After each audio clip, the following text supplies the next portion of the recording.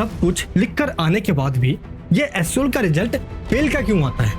आज की इस वीडियो के अंदर एसओएल के द्वारा बहुत बड़ी अपडेट दी गई है और डीयू के जितने भी स्टूडेंट्स हैं बस ध्यान से देखना, मैं आपको जो अब बताने जा रहा हूँ।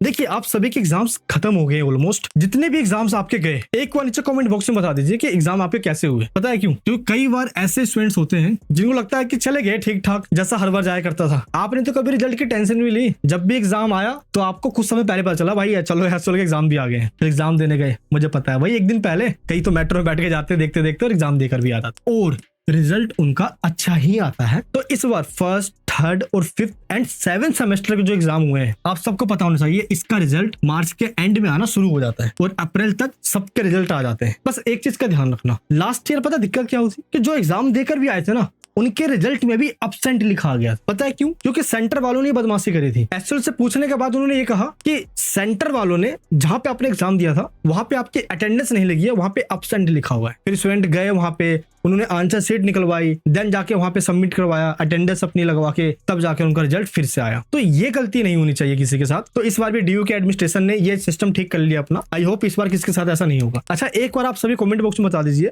कि अभी जो आपने एग्जाम दे दिए, लेकिन एग्जाम से पहले सभी ने अपने असाइनमेंट दिए थे ना, जो असेसमेंट होता है, क्योंकि असेसमेंट देना कंपलसरी है। असेसमेंट के मार्क्स आपके थ्योरी में ऐड होकर आते हैं और जिन्होंने नहीं दिया है ना, तो उनके असेसमेंट वाले कॉलम में एब्सेंट लिखा आता है, जिस कारण से आपका थ्योरी में भी ये एब्सेंट लगा देते हैं। और ऐसा नहीं होना चाहिए आपके साथ। बस एक चीज का ये ध्यान रखना, और क्या पता है कभी आपको एफ ना दे दे। एफ मतलब फेल कर देते हैं ये, ठीक है? तो ये आपके एग्जाम्स तो अभी वाले हो गए और इसका रिजल्ट बहुत बेहतरीन आएगा। आपने सोचा भी नहीं होगा।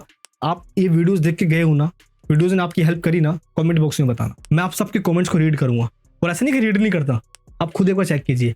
मैं सारा कमेंट पढ़ता हूँ, बड़ा मजा आता है आप सब जो कमेंट करते हो। अच्छा, अब जो नेक्स्ट सेमेस्टर होने वाला है, आप बोलोगे क्या भाई अभी से ही बोलने लग गया नेक्स्ट सेमेस्टर एग्जाम ये वो। पता है एग्जाम के टाइम पे जो आपको प्रेशर होता है ना, मैं उस प्रेशर की बात नहीं कर रहा, मैं इस वाली प्रेशर की बात कर रहा हूँ। बड़ा खराब होता है यार, ये एक दिन पहले इतना सारा डेटा याद करना, मतलब पूरा दिमाग खराब हो जाता है। लेकिन फिर भी अपने आप को शाबाशी दो भाई। आप ग्रेजुएशन का रिजल्ट आप एक दिन पढ़ के निकाल दे रहे हो, वही ना रिजल्ट। आप अमेरिका के अंदर जो ग्रेजुएशन कर लेते हैं ना मेरे दोस्त, उसकी पूजा की जाती है, आरती उतारी जाती है, लेकिन आप फिर भी एक दिन पहले पढ़ के कर लेते हो। लेकिन जो नेक्स्ट सेमेस्टर में जो एग्जाम होने वाले हैं, सेमेस्टर सेकंड के एंड सेमेस्टर फोर्थ के, सिक्स्थ के एंड एट्थ के, इन सभी के लेटेस्ट नोट्स एग्जाम से ठीक एक महीने पहले आपको पढ़ना है। प्लीज पढ़ लीजिए यार, ये बहुत जरूरी है। और जो इस बार जो लेटेस्ट सिलेबस दिया गया है इन सेमेस्टर का, चेक कर लेना, ये बहुत जरूरी है। पता है क्यों?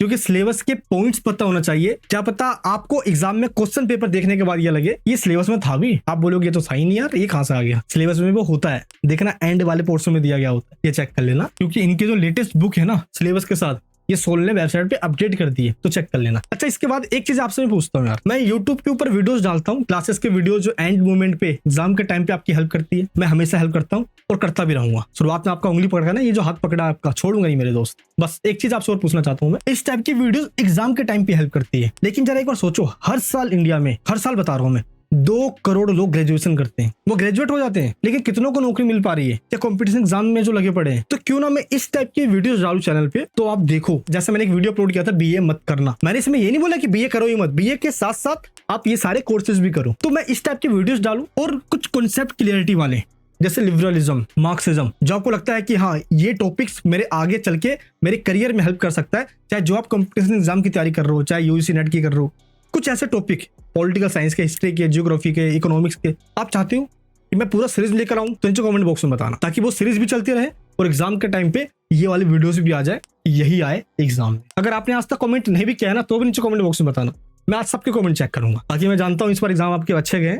एक आध एग्जाम में हो गया होगा ऐसा कुछ, किसी के एक आध क्वेश्चन छूट गए, किसी को लग रहा है कि क्या ही क्वेश्चन पूछा था, मैं तो बिल्कुल ऊट पटांग चीजें लिख कर आ गया हूँ, तो मत लीजिए टेंशन। अगर आपने एक भी क्वेश्चन नहीं छोड़ा है ना, सारे क्वेश्चन जो मर्जी आए, जैसा आए लिख कर आ गए हो, तो रिजल्ट पास का ही आता है और पास ही होना है। बस हमेशा ये हो कि 55% से प्लस होना चाहिए। पता है क्यों? क्योंकि अगर आप आगे मास्टर्स में, बीएड में कहीं भी एडमिशन लोगे ना मेरे दोस्त, तो 55 से प्लस परसेंटेज मांगी जाती है। अदरवाइज ग्रेजुएशन की डिग्री की कोई वैल्यू नहीं रह जाती। अगर आप जनरल हो, अगर किसी कैटेगरी में आते हो, तो 50-45 भी चल जाएगा। इसलिए आपका एग्जाम चाहे जैसा भी गया हो, अपने ऊपर भरोसा रखना, रिजल्ट अच्छा ही आएगा।